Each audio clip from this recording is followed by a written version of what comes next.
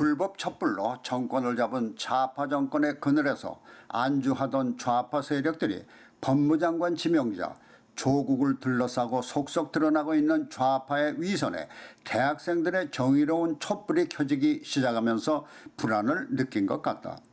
그도 그럴 것이 이들 좌파 정권 그늘 속의 안주 세력들을 그들만이 평등하고 정의로운 사회를 만들 수 있다며 그들만을 위한 정책에 갈채를 보내면서 그들은 결코 사회정의를 해치는 비도덕적 행동은 하지 않는다고 큰소리 쳐오던 것이 법무장관 지명자 조국의 부르주아적 행태로 좌파 사회주의자의 위선이 드러나면서 대학생들의 정의로운 촛불이 켜지자 이 촛불이 거세지기 시작했기 때문이다.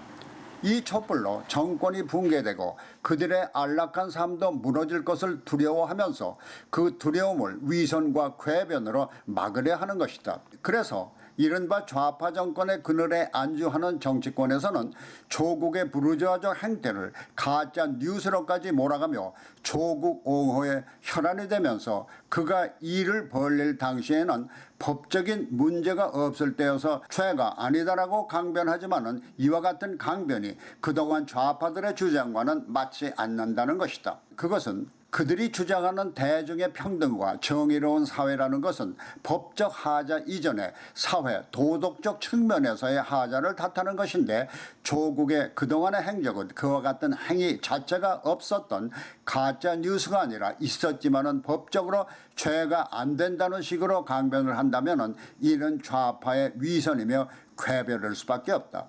그런데 이와 같은 좌파들의 위선과 궤변이 서울대학과 고려대학생들이 촛불을 들기 시작하면서 그동안 좌파 정권의 그늘에서 안주하던 세력들의 불안이 커질 것은 당연하다.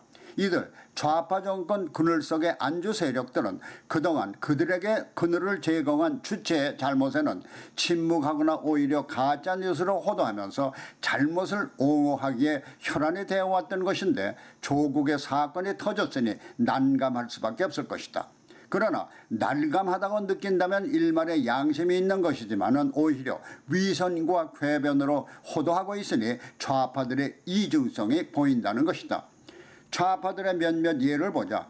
삼류 소설로 반짝 인기를 모은 어느 작가는 부르주아의 총체적 비리를 한데 묶어놓은 것 같은 조국의 행태를 전 보수 정권에 비하면 세 발의 피만도 못한 것이라며 옹호에 나섰다.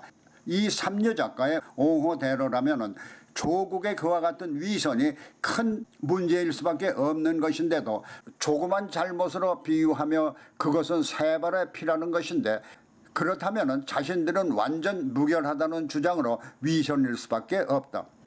그동안 사회정의를 구현한다며 종교인까지 정치에 끼어들면서 좌파 정권을 싸고 돌았던 정치적 종교단체의 한 신부는 정의로운 촛불을 든 서울대와 고려대 학생들을 지칭해 시류의 편승에 나불거리지 말라며 대학생들에게 일갈했다. 그런데 불의의 촛불에는 정의로운 것으로 칭송한 데 비하면 정의로운 촛불을 비하하는 것은 그야말로 시류를 잘못 앓고 있는 종교인의 착각일 수밖에 없다. 법무장관 지명자 조국의 문제는 그 개인의 문제가 아닌 사회주의 좌파의 총체적 위선과 궤변을 심판받는 시금석이다. 만일 여기서 좌파 정권이나 세력이 잘못 판단한다면 새로 짚혀지는 정의로운 촛불의 확산으로 소멸될 것이다.